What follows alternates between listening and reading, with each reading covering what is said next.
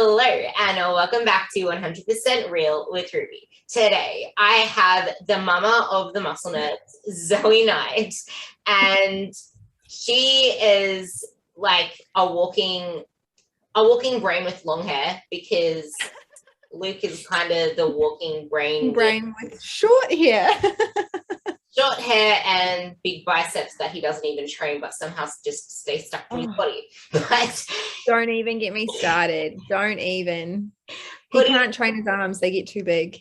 Yeah, like it's, I guess that also touches into the topic, well, not the topic, the fact that a lot of people are different. Everybody is different. There is no one that is the exact same. And everybody responds to things differently. Everybody needs a different protocol. Yeah, there are people trying to do the same shit to look the same as the person doing that same shit, or because Karen said to do something else. But we were talking kind of in business terms, but in how it relates to everything else, that you can accomplish so much and have so many small wins, but focus on how far away you are from where you want to be. And as soon as that becomes the sole focus, you need to go. What do? You take the extremes. Let's cut more calories. Let's do more exercise. Let's do this. Let's do that. But where does that go after that? It's not always about eat less, move more. It's not always about calorie deficit, calorie deficit, calorie deficit. It is until it isn't. So I'll let Zoe take it away with that. I think what's really interesting what you said about that though is like we always focus on like we can have all these small wins, but we then focus on everything that's not being achieved. It's easy to do because I think if you were to look at it as like a ratio or even like a pie graph or anything like that, what you can do and what you do is such a drop in the ocean compared to all of the possibilities that you can't do. So if you know what I mean, like you're always looking at the things like, oh, I want to do that and I want to do that and I want to do that and I want to do that. There's like an infinite amount of numbers of things that you could possibly do, but all you can do yourself is like a very small amount of that. So it's really easy to get lost in the weeds with that and the weeds with that. And then in regards to like everybody being different and needing different things, do you know what, like I have an argument with myself about this because I'm in two minds about it, and I see it on social media all the time, and you look at like some of the training programs people put up and are doing and some of the exercises that they're doing and some of the way they move, and you're like, oh my god, that's so fucking stupid, like that doesn't make any sense. And then I can argue with myself though, but it's better than nothing, like at least they're doing something. And so when I think of like those two sides of the coin, I always say to myself, I think initially in your journey, doing something for sure is better than nothing. Like the importance of a really structured, rigid, perfect, well put together program is almost less important.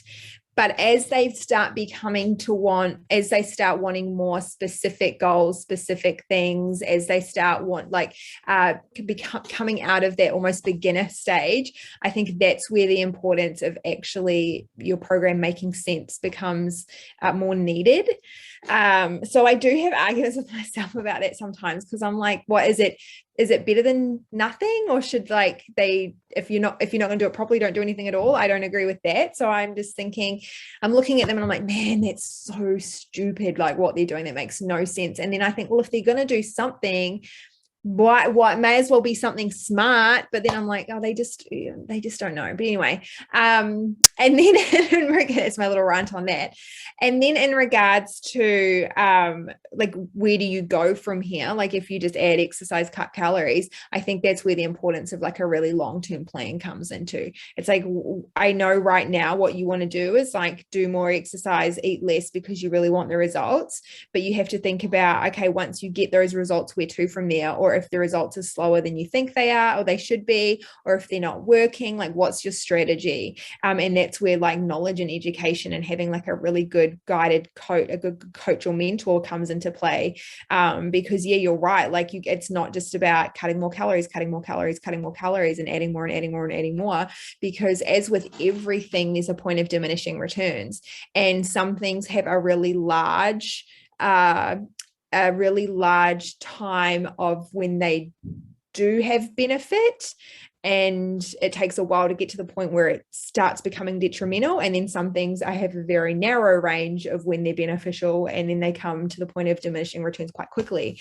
And because like with calories, like if you just cut calories and cut calories, what happens when you're eating fuck all? You can't just keep removing, like you can't eat negative food. And then what happens when you start wanting to, add more and add more? What happens when you're at your capacity of your time availability? You can't add more from there. So that's when starting to be a bit smarter and having a bit more knowledge, and probably doing less and eating more might serve you a little bit better.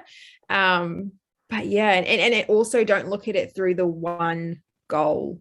Like if you look at everything through fat, like I just want fat loss, all I'm going to do is things that are conducive to fat loss.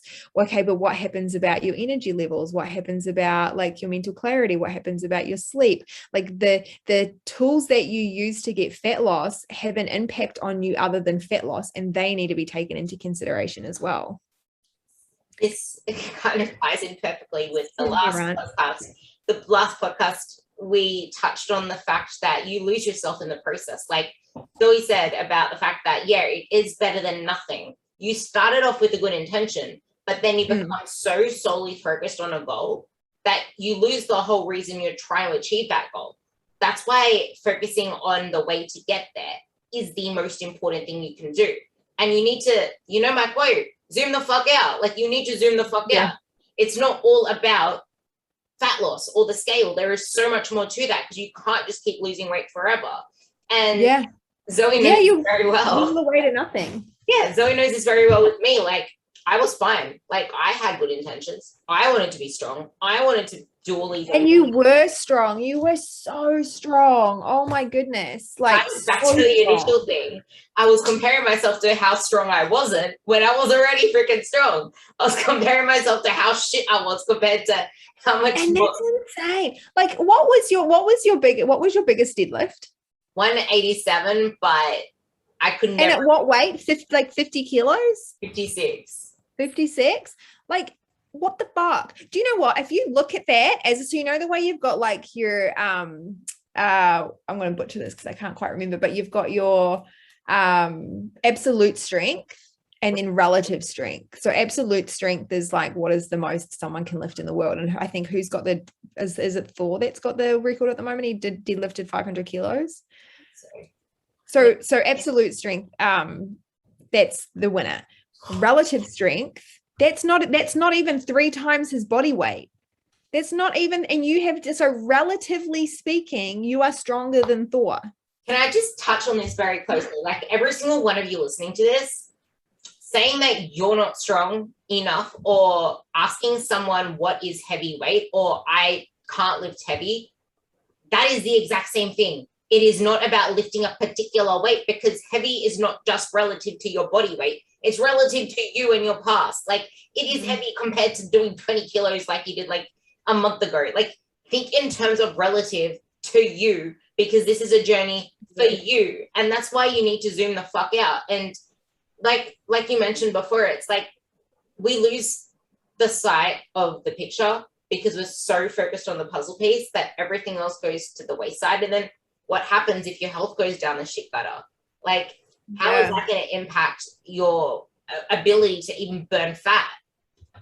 Yeah, and you also have to be really mindful, just really quickly back on like the strength thing. You have to be really mindful of the perception that you have on what is real. And what I mean by that is, and a perfect example is, so the people that I follow on social media are obviously people that are doing better than me, stronger than me, fitter than me, all that, like more successful than me. And that is like social upwards comparison, right? Because I'm looking at them for motivation. I am in awe of what they do. I get inspired by what they do. Because of that, because I felt like, I think like I don't follow too many fitness people. But the ones that I do are really strong. Like they can all deadlift 150 plus kilos, and they're small females and all that sort of stuff, and or 120, like just big numbers, right? What I think is big numbers, again, to relative strength. The thing is, I remember saying to Luke, he made a comment about how 100 was it 110 or 120 is like a big deadlift for a girl. And I'm like, no, it isn't. And he goes, Zoe, it is. And I was like, but the people that I follow are all like 140, 150. And he goes, Zoe, that's the anomaly. But because I had saturated my perception of the girls that can do that, and I had removed the subset of people that like aren't doing that, I felt like it was more common, more normal, more achievable than it likely is. And I think that's something that's really important is if all you're doing is saturating your perception of the industry and what other people can doing with like the top of the top, and that's what you're comparing yourself with. There's a really, really, really good post from John Romanello that I send to everybody when I have conversations with them about like imposter syndrome or anything like that, because everyone says, don't compare yourself to other people because it just makes you feel shit. He says, yes, absolutely. If you do social upward comparison, if you do social downward comparison, it makes you feel better about it. So he says, what I do is when I'm feeling doubtful, I go and look at the stupidest person that I know that is being successful. And I'm like, well, if that fucking stupid ass person can do it, like, so can I. And it's so true though, right? Like, it's so true, because you've got people that aren't as smart as you, aren't as strong as you, aren't as like motivated as you, and they're doing the things that you're telling yourself you can't do. And it's just like, well, fuck it, if they can do it, so can I. And so the answer to not comparing yourself to others is sometimes comparing yourself to others, but placing yourself like higher in the rung than you normally do. I love that. I have a little work on that. Almost like living your life. You finally decided to invest in yourself and get Spotify Premium. Then all of a sudden you're hanging around Spotify Normal and you're getting all the freaking ads in your life. It's almost like that. That is good. Yeah. And I remember before my hamstring injury, anything below 100 kilos for a deadlift, which I'm probably going to get to that point again now, but everything below 100 kilos for a deadlift, I used to think was weak. Like if I couldn't lift 100 kilos a day, I'd be like, that's weak, because I warmed up with that. Do you look at other girls who are deadlifting 80 or 90 or 95 and you're like, man, they're weak? Like, you don't. That's so exactly. It's just like, so why are we putting that pressure on ourselves to achieve that when you wouldn't do the same to other people? Like you if someone's in the gym and they're only deadlifting 50 or 60 kilos, you're not going to be like, it's fucking weak. You don't. But why do you do it to yourself? And you're the one that's actually judging them. Yeah. And that's the reason why you're worried about people judging you, because you're the judgmental person. Yeah. Yeah. Yeah. Because they think how you do. Yeah. And Thomas Flynn actually said something in response to one of my stories where it's just like, you are usually the most judgmental person in the gym room if you're worried about other people judging you, because you're too busy worrying about, oh, this person can't do this person can't do that, when you're the one who's worried about them judging you. Like, if you actually, I love the whole topic of this conversation. If you zoom the fuck out and focus on the process that you, like, what you want to gain out of this thing, you're not going to be worried about what other people are doing. You're not even going to be worrying about comparing yourself to other people. And I used to send, I don't know whether I sent them to you, but I used to send Luke photos of all these chicks' physiques that I wanted on a time. And I'm like, I want that body. And I remember Luke saying to me once, dude, she's fucking 5'11". What are you? And there was also a time where he said, she's probably about 12 kilos heavier than you. You're going to need some weight. So it's just like, stop comparing yourself to other people. And I guess this also comes with comparing yourself to diets. Like the other one that I mentioned in one of my posts is, you could be doing the exact same training program as me, eating the exact same as me, but you ain't going to look like me. Like I had someone, because I put up that 6-week comparison. I sent it, you saw it as well, because I put it in our program group. I put up a photo comparison of me 6 weeks apart. I look like I got leaner and I look like I built muscle at the same time. I'm the same weight in both those photos, but my ass is like 3 times as big. My muscles look so much fuller. I went from 2,400 calories to 2,800 calories. I actually started training properly because my hamstring started like fixing itself. If you ate 2,900 calories and you trained like I do, and you're a beginner, wouldn't look like you probably wouldn't be training as intense as me. Like, you need to stop comparing yourself to other people. And 100%. It's hard though, like, because obviously, like, I like to look at other people and get motivated by it. Like, I'm like, wow, it's achievable. Like, I kind of understand why people do share their journeys and their achievements and stuff like that, because it can be motivating. But where's the line? Where does it stop being motivating and encouraging, and instead start being like, you use them instead of like, oh cool, in a positive light, and start tearing yourself down because you're not like that? Like, where is that line drawn? That's actually me now. That, like, this is me now. I have not compared myself to anyone since I sent that last photo of 𝘆𝘂'𝗵𝗄 to Luke, which was ages ago. And he was like, no. What I do now, when, like, I still look at other people, and I look at 𝘵𝘵𝗫𝗄𝗏, for example, or I'd look at Krista, for example, and I'd be like, I want their mindset right now. Like, I will look to what it is that is making them the way they are. So much better. And that's the thing, we get Hattie's physique a lot from girls that are like, I want to look like this, and you're like, I'm not entirely sure you understand exactly what it takes. Like, she lives the life. Like, she's probably tracked every single thing that she has eaten that she's consumed for like 5 to 10 years. She's probably never missed a training session. Like, and she trains with intensity, and she trains with purpose, and she trains to a very, very well designed, structured program. She's got great coaches. She's got good education. Like, great education. It is her life. And it's like, and the thing is, even if I love that you're like, I want her mindset and I want her discipline, as opposed to saying I want her body, because the thing is, you can eventually get her mindset and her discipline. And, you know, the thing is, it's the patience of not getting it, but maintaining it for 5, 10, 15 years to achieve what she's achieved. Like, she made a really good comment where she said, I have done more training than you have likely done of anything else in your entire life. And she goes, she said, I've done more training. I think I'm going to butcher it. Sorry if you're listening, Hattie. She said, yeah, I think I've done more training than anything else I've done in my entire life. And like, you'll never be able to catch up to her. And so I just think, even if you did adopt that mindset, you did have the patience, and you did her training method, you followed her diet, or an equivalent of the diet that's right for you for all the same reasons, you'd still have a different physique. You would look different, because you are different. You would just look like I don't want to say a better version of you, but a different version of yourself. You're not going to look like the same version of Hattie, because we get her physique a lot, but it's like, that physique is phenomenal. I love the way you just said that. She just said you won't become a better version of you, but you'll become another version of you. Yeah, you become another version of yourself, not the same version of someone else. When you say the word better, what my mind immediately went to is better if you're zoomed the fuck in, because you're looking in one element. Like, what have you given up to get that?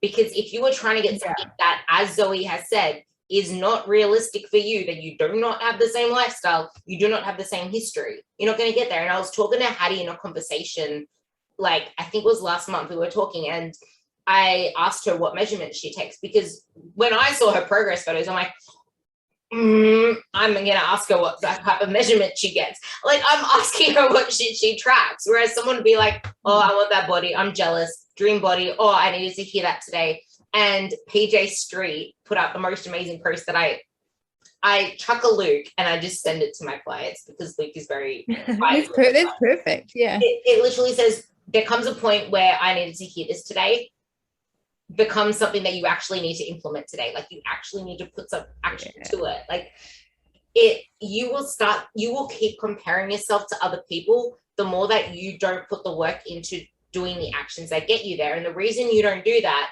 is because you either fear failure, you set the barrier too high for yourself to start with, that, like the theme of my post, like, you need to embrace the resistance, but you need to not set the bar so high that you can't even get started, because you keep getting down on yourself until you do that. And I'm trying to lead this into the next question, but there's just so much gold in this. So much to talk about, because I was just about to say another reason people fail is because they confuse their ambitions with their abilities. Like, they have, like you said, they set the bar like too high, and the reason it's too high is because they're not prepared. They don't realize what it's actually going to take to get there. And I think social media, a lot of the again, it's highlight reels, right? And it appears as though a lot of the times it's easy. You know, because these girls live the life, like they live this life, they live it, they thrive it, they work in it. And it's just, it's them to their core. And it's an enjoyable process for them. But it's not that was perfect. It's an enjoyable process for them. If you want to make fat loss easy, if you want to make building muscle easy, if you want to make getting a dream body easy, it's an enjoyable process for them. You have to enjoy the process, right? And again, do it from a place of like enjoyment, not a place of hate. As in like, I hate my body. But yeah, there's so much to unpack in that regards, but we could talk about it forever. Yeah, but that's seriously the part that a lot of people miss out on, because whenever I'm having my conversations as well with anyone, like not clients, but this happened or this happened. It's the expectation of what you need to do versus what you actually need to do to get started is so warped. 100%. And people, what I think people do as well is they have their lifestyle that they'll live their entire life. Obviously, it adapts over time, but they go to bed on a Sunday night. They wake up on a Monday morning and they all of a sudden expect that they're going to be able to overhaul their lifestyle and live a completely different way. It doesn't work like that. Like, you have to see where you're at now and make small adjustments and manageable tweaks along the way. You can't just wake up one Monday morning and eat in a completely different way than you've eaten your entire life and have a completely different training style that it really takes small changes and building those habits. There's a really good post I saw the other day, and it's like, people need to stop setting goals and start creating habits. And I really like that, because you're never going to stick to it if you just change overnight and expect to be a whole new different person with a whole new different lifestyle and a whole new way of doing things without actually like creating the habits and taking the small steps to get there. Yeah. And this is why I don't believe in goals. And I've never, like I said, your goal is the destination in the GPS. Once you've set that, leave that there. And that's exactly why coaches are so highly valuable. Like, seriously, you should get some type of coach sometime in your life. Like, honestly, it's the best investment you can get, because it's not just about forming the habits. It's about the thing that no one wants to do, and that's getting freaking realistic and out of denial about where you are right now. Like, realistic. And they're like, the coach is the GPS. Like, you put in the destination that you want to go, and your GPS tells you where to go to get there, and what turns you need to take. And that's literally what your coach does, directs you to the goal you say that you want. But the difficult thing is, like, when your clients say, like, this is what I want, and it's like, okay, you say that you want that, but you're not doing what needs to be done to get there. So there's a disconnect. Like, what's this disconnect? Like, how can we join the two things? Like, how can we connect what you say you want and what you're doing? I love that. I listened to my podcast with Ali Gilbert. If you haven't, I think it's number 1. Luke just got off a podcast with her this morning. The only thing I listen to is audio, because I read. Obviously, I'm a big reader, but I only read. See, I only read like novels, and I read at the end of every night, because that's my stress. That's my wind down time. That's my time to switch off my brain. But there's so many like business books and mentor books that I want, and finance books that I really want to read. But when it comes time to read, I'm like, no, I need to read like my novel, because that's what winds me up. So I audiobook listen to anything nonfiction. So the only thing I listen to is audiobooks. And for I just don't listen to podcasts. There are 2 things that we just mentioned there. One is wind down routine, the importance of having a morning and night routine, and the importance of time blocking. And on the other end, she has all these great intentions, which I cannot wait to dig into this study. I just wrote it down. I've been meaning to dig into it for ages, but it's a common phenomenon. We go to bed with all the best intentions and we wake up to the same routine. And I'm actually a victim to this. I've been wanting to change my meal 1 for so long. I've changed it about twice in my life. I find it, or maybe 3 times. I find it so freaking hard to change it, because it's just habit to wake up to it. And it's like, I'm going to struggle with this when winter comes, because it's made of ice and pumpkin and protein powder. It's a pumpkin. Gross. Your food, honestly, the shit you eat blows my mind. Not anymore. So my meal 1 is like, I eat literally the same thing every day. And that's the other thing. It's like, you need to realize what is realistic for you. You can eat the same thing every day, but if you're a mom, you might need to change your dinner up. But that's the beauty of actually having the bigger meal being dinner, because then you owe more flexibility. We can talk about that too. We also see, and just on that as well, the clients of ours that get the best results are the people that eat the same shit every day. That's Luke. Luke does that. The thing is, I can't do that. I would get food fatigue. I know myself. I know myself well enough, and I have enough self-awareness. So, and this is the other thing, I think people need to have more self-awareness, jot that down, because I know what I am like. I know I don't have enough motive to eat the same shit every day. And if I didn't have that self-awareness and I looked at someone on social media, like I listened to this podcast and I'm like, oh, okay, so the people that get the best results eat the same shit every day, I'm going to start doing that. And then every time I try it, I fail. I'm just going to feel like a failure. But I think because I have that self-awareness and I know that that's not something I'm going to be able to sustain long-term, because I need that variety. I love food. Like I love variety of food. There's so many things I love. I also give into my cravings, and I'm not talking about like binge cravings, but there are times when I'm like, man, all I feel like is salmon. Like all I want to eat is fish. And there's a reason that I'm craving that, and I'll give into that. And then there's times where I'm like, the last thing I feel like right now is salmon. I really feel like a steak. I'm going to eat a steak. Whereas like if I tried to eat the same shit every day and I'm like, I don't feel like that though, because learning to listen to your body is like the same thing as, so some mornings you might crave avocados on your bread, on your toast. And then some mornings you're like, the last thing I want is avocados. That's listening to your body. Like your body is wanting whatever you've got in those avocados or in that salmon or in those prawns. This is going to be a really long conversation now, and we're going to have to try and remember going back to what we were speaking about before, which we'll probably forget. But that's wind down routine. I'm jotting them down. Time blocking. You keep writing it too. We're probably writing all different things, so we'll keep going. Yeah. This part is really important because there is no such thing as intuitive eating. There really isn't. Like, you intuitively go listen to my podcast with Alan Bacon. It is freaking amazing. Like, the guests I've been having on lately, you need to go back and listen to them. The one with Alan Bacon, it was about the fact that you intuitively ate to where you are right now. That is why you're stuck. That is why you're here. You need to track your food for, like, think of this like Spyro. So I will talk about the way that I do my coaching, and then I'll speak a little bit about the way that's going. And the thing is that the whole topic on intuitive eating, it's such a sensitive topic to touch on, because there's so much emotional ties to dieting. To food, sorry. The thing is, intuitive eating, from my understanding, was never meant to be used to alter your physique. So if that's your goal, you can't use intuitive eating. Intuitive eating is designed to heal your relationship with food. And the thing is, like, I will never not feel like a chocolate brownie.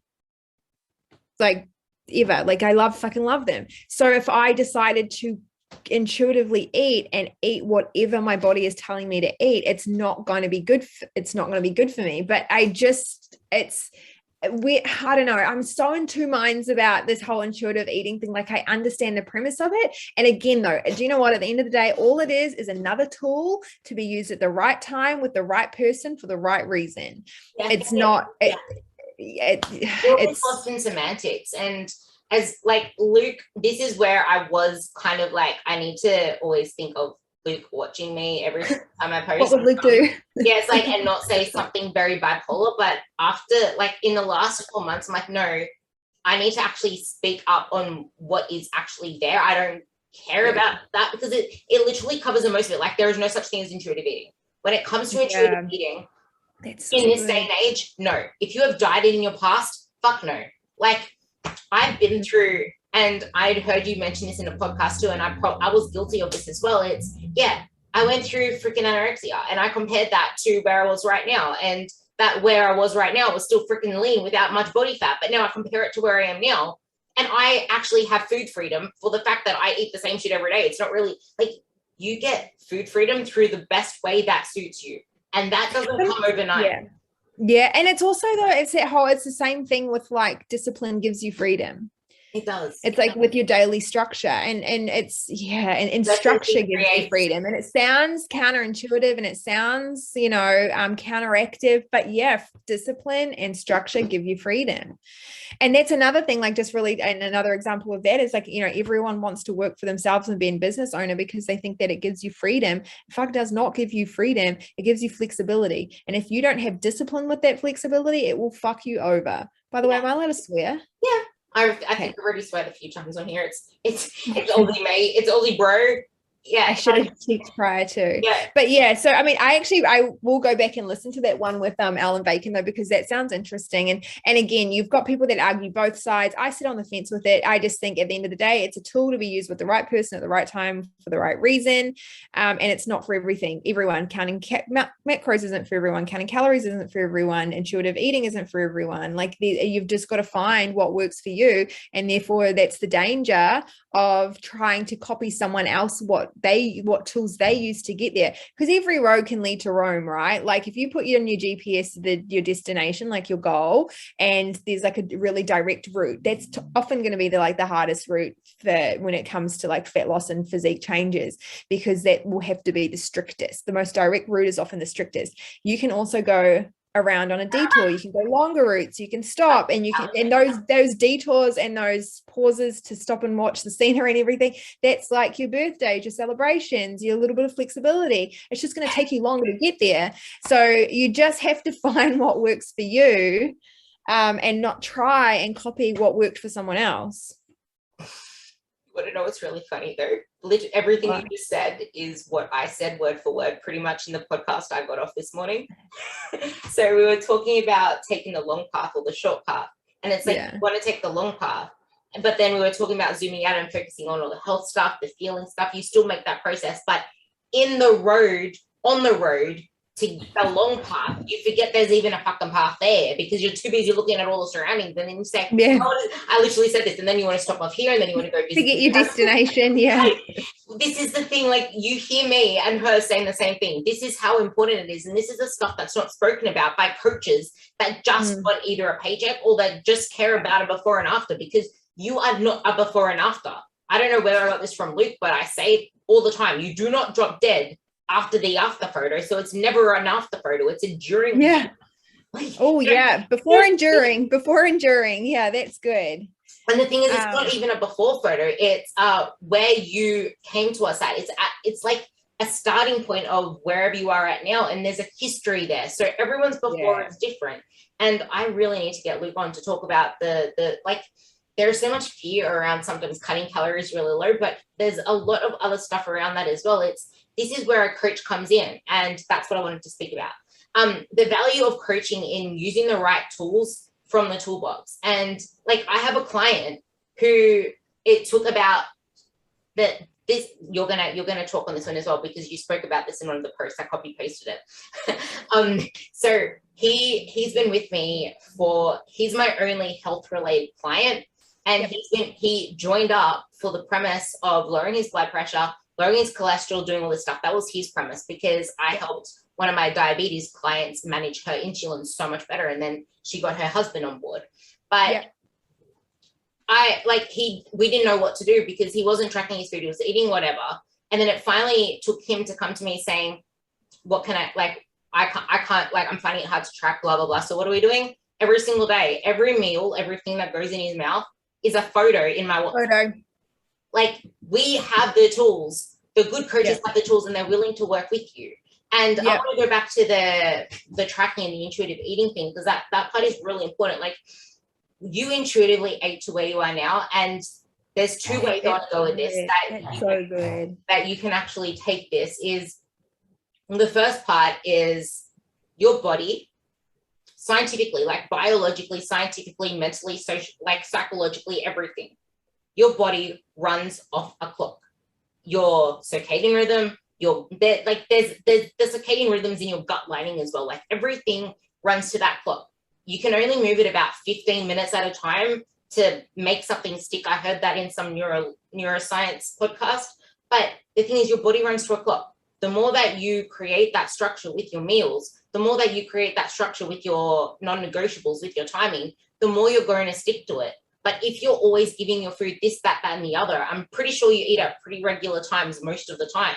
And it's the same sort of stuff. Like, if you're not, that's like, you get hungry signals at a certain time. And because I train 4 days in a row and then have 3 days off, it is so easy for me to just go and give into like some comfort food downstairs if I wanted to in the mornings, because now I'm not having, I'm going to have a 200 calorie meal then I'm going to go train, and then I'm going to eat my next meal at 1:30, 2 p.m., 2:30 p.m. if I'm really busy.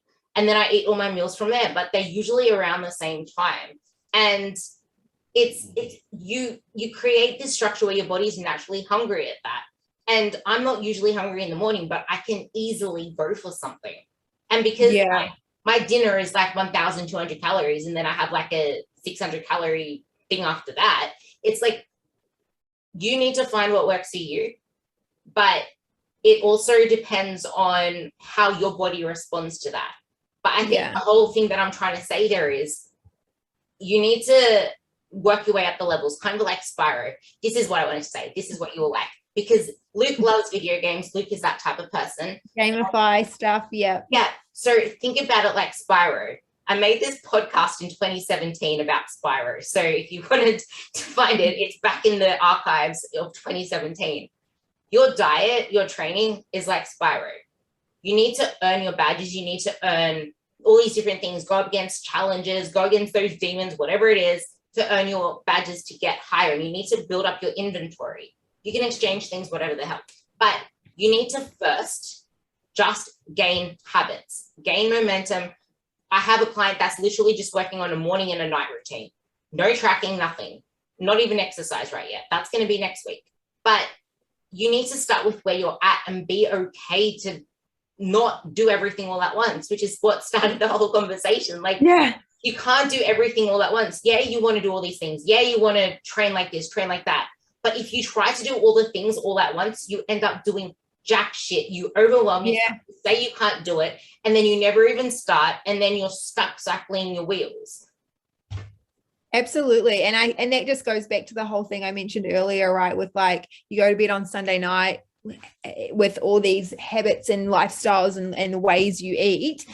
And then you wake up Monday morning and are expected to completely change every aspect of your life. And it's like, that's not realistic. It's not sustainable. There's probably very few people who have found success with that method.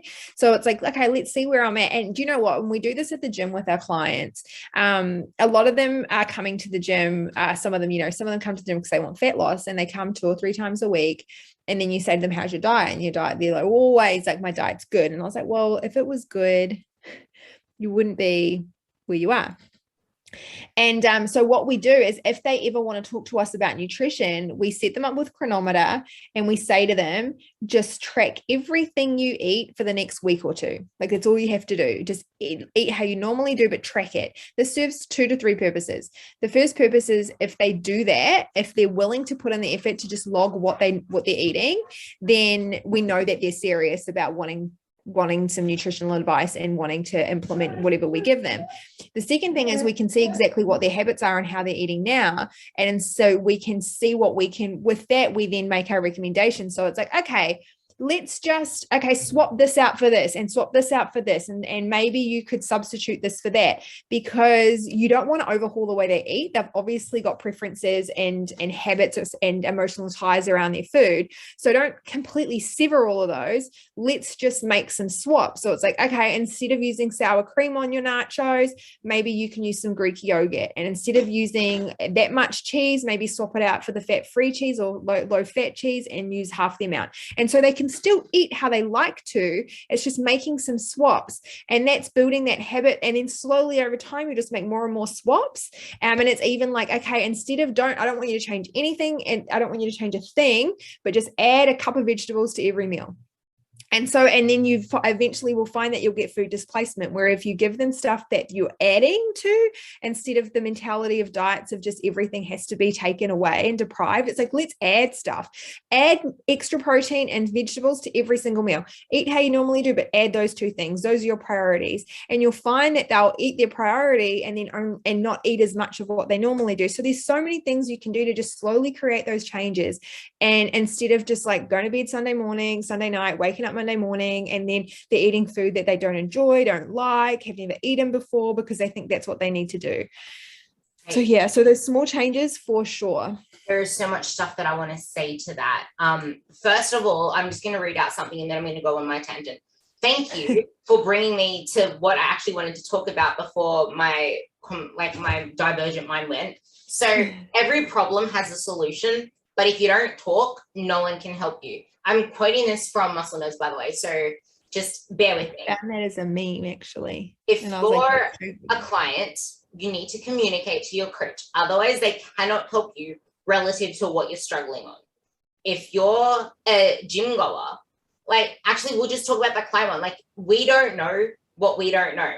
And if you're not willing to tell us what is going on, like, I don't know that you're not doing this or not doing that if you're not checking in. Like, you need to check in. That's why there are check-ins there. That's why we ask questions. And something that I come across a lot, I want to go back to that food thing, I wrote it down, but something I come across a lot with my girls is I will ask questions, and then I'll ask questions to those questions, and then I get ghosted because people aren't willing to admit to anything, or they're sitting in denial, or they don't even want to admit to themselves what they're feeling. They're afraid of failure. They're afraid of feeling, and that is... And not only that, though, I think admitting things like that, it puts accountability on yourself, and a lot of people like to blame other people. And an example of that is, like, we had a client come and stay with us for a while, and they had all of these goals. They sat down with Luke and laid out what they wanted to achieve, laid out a plan. It was all agreed upon, and they ended up not entirely liking the process.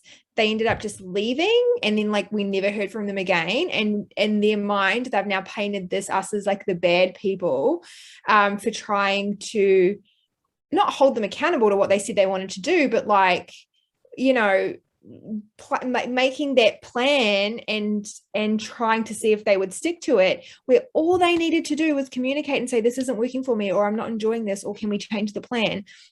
Same thing happened to, like, some of our employees that have left recently. Is like we never had any issues raised, and it got to the point where they were so whatever they had going on, the only reason was to leave. And it's like, had you spoken to us, we could have resolved this. Like, we can only help based on the information that we know. And if you're not prepared to tell us anything, we can't do anything. It's just, communication is so important. On the flip side of that, and I did put a disclaimer on that post, because again, John Romanello, I mentioned him before about the post with upwards and downward social comparison. That's what I was about he, to talk about as well. He did say that, you know, if they want to, they would, because I've lived most of my life as being like, if people, I just assume people will do what they want to do, which is absolutely not the case. I've learned over time anyway. And I'm like that with all of my relationships, with my personal relationships, with our business relationships. I sit back and I let people do what they want, and I assume that they're doing what they want, right? And I see if you, what do you do without direction? Is it the right thing by, like, the company, or by what I want in my personal relationships? If it is, I'm like, cool, they're a good fit. Like, I'm not very good at giving, like, direction and stuff. But the problem with that is it doesn't take into account people with, like, mental health issues, or like any type of disabilities, or stuff where they're unable to vocalize what their issues are. So it's kind of like, where do you meet in the middle with that? Like, how much responsibility is on you to draw shit out of people, or give them the space where they feel comfortable? But that space is different for every person. So how do you know how to create a space that's comfortable for one employee or one client, and create another space that's comfortable for the other one? So it's kind of like, where does the onus sit? Where does the onus stand on you as a coach to almost not like force it out, but I don't know. And then how do you know that there's an issue? How do you know to even create that space if they're not even going to tell you that much? Like, there's so much we could have done to help our the past client and the past employees, if they had just communicated that there was concerns or issues, instead of just constantly saying, all good, I'm all good, I'm all good, everything's fine. If we're going to make our decisions based on those answers. Okay, if everything's fine, sweet, we don't need to do anything. And in reality, it's not fine. It's like, fuck, this is just a shit show now for everybody. All good. That, like, all good. You can't decide all good in your freaking check-ins all the time, because if something is not good, like, if we are trying to work with you, that is our job as a coach. We're on the same team. Like, everyone's on the same team. It's not, My introduction video is, this isn't about me, but it's also not about you. As in, it's not about you struggling on your own anymore, because obviously that hasn't worked. And like this girl has been, I just opened her conversation because it's actually pretty powerful. This girl has been on with me for like ages. And since investing half my life in half my paycheck into this mentor, is like, I'm asking the deeper questions and people aren't willing to go that far. But it's like, we're not here to judge you. We're not here to, like, we're on the same team. And then it's like, we can't help you past the weaknesses. Like in this conversation, it's like always not having the sleep that you want to have. It's always like, no, it's not what you want. It's not what you want to pass on to your children. And then when I ask deeper questions, it's like, I do want to change, but I'm ashamed of it too, which is why I don't really talk about it. And then when I went deeper, it was because it makes her feel weak and it's not something she likes to show. But then here's the thing. What does weakness mean to you? Why are you scared? What is there to be scared of? And that relates to this whole, like, that was my question. And that relates to this whole conversation. It's you. So carry on. I was going to say, you need to stop expecting so much from yourself all at once, because it isn't realistic. It isn't practical. And if you're trying to achieve all of these things all at once, you're already setting yourself up for failure, because you think it's going to be easy from the get-go. And as I should put this as a reel and like tag you in it, but as I said with the thing, it's like, if you start anything in mind, like what's in your mind is, this is going to be pretty easy. This is like, these people are showing it to be easy. And then you come across resistance, or you start to slip up, or you find it hard. You're going to immediately self-sabotage and say, no, I can't do this. I'm not up for this. Like almost when I started with Luke, he challenged me big time with the scale, because I'd never had any, you can even talk on this because you were there. I never had an issue with the scale until I had to have all my focus on the scale. It's like, you don't have an issue with the scale until it becomes your issue. You don't have an issue with whatever it is until it actually becomes the issue. Like you start off without that issue and then it becomes it. And then I was stuck on like 1,600 calories. I remember sitting there telling Luke about my diet while I'm in one of their program design courses. And he's just like, he's doing his maths in his head. He's like, yeah, so with your muscle mass, with the muscle mass that you have, you could be eating, how heavy are you? And your output as well, like the training output that you had. Yeah, it was intense. And he's like, you should be eating like 350 grams of carbs a day. I was on 160. And it took me ages to get there. And I freaked out at the singlest bit of a scale fluctuation. Like I know everything about what impact scales get. I still got impacted by that. And now you can. I mean, that's the thing. I made a post on that the other day, right? And it's like, not all of our decisions are based on education. And it's like, you know what scale weight means. You know, it doesn't give you it's not your self-worth. You know, it's not fat. You know what I mean? But you still can develop that fear, because it's not just knowledge that gets you there. But I do just want to touch on, like, again, you were talking about like the communication with the clients, and then them and the way you dug down. There's a tactic again, and it's called the 5 whys. If you ask why 5 times, that's when you usually get to the root cause. So they're like, oh, I don't want to eat that much calories. Why? Because I know what's a good thing. Like, I want to lose weight. Why?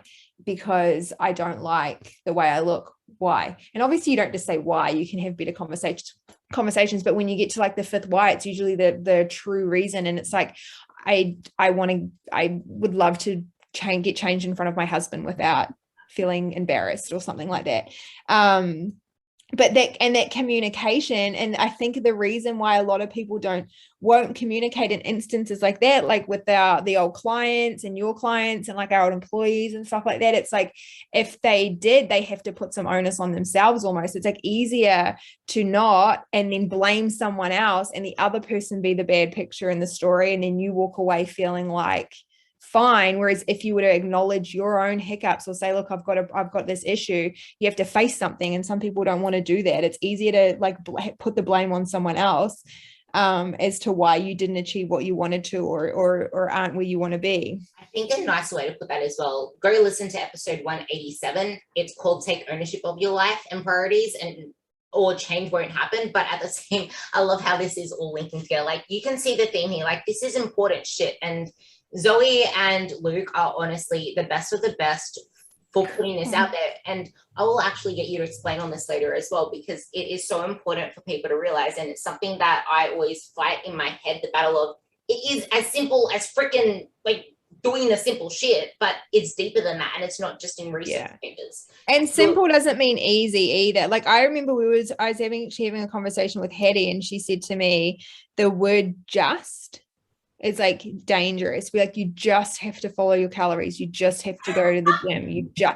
And it almost takes away, like it simplifies something that, whilst it might be a simple action, it's not always easy for people.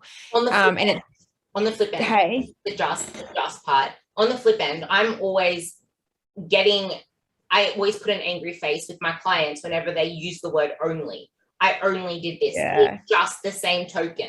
Because we had a client, and she is in her 50s, and she was doing weighted pull-ups. Like, first off, females doing weighted pull-ups, not common. And she goes, I just used a measly 15 pounds.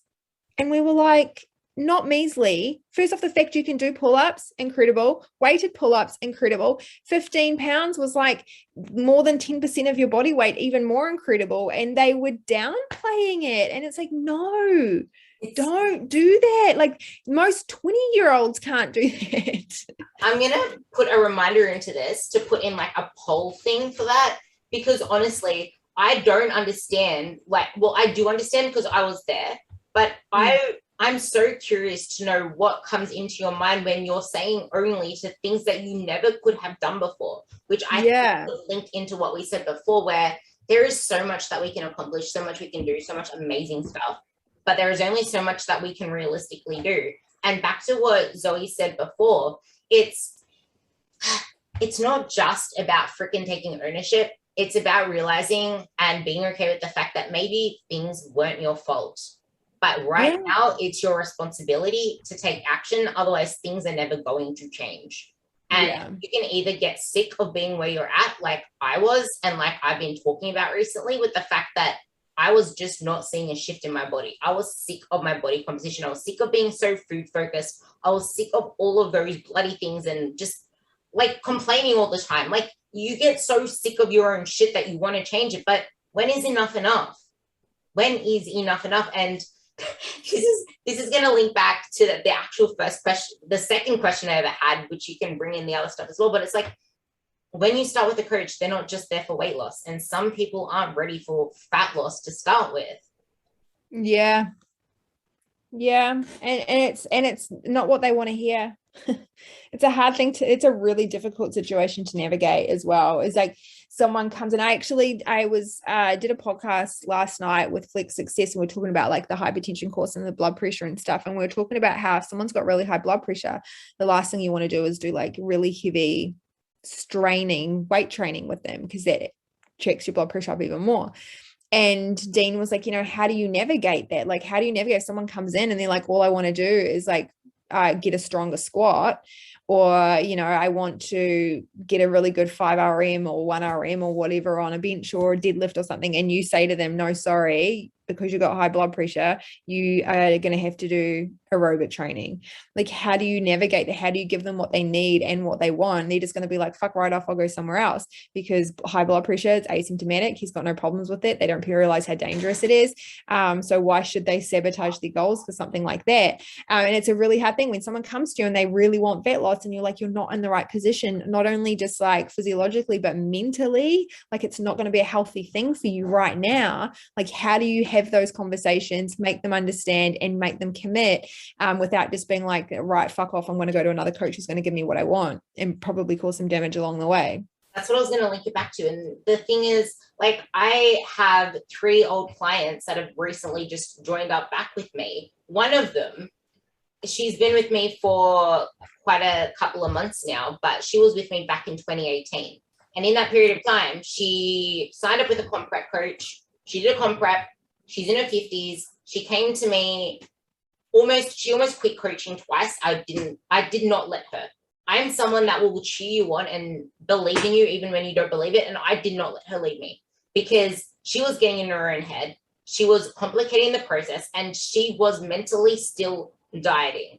And that is their thing. She was never this bad before, to the point where it affected her sex life. It affected her libido. It affected everything, to the point where she lost herself.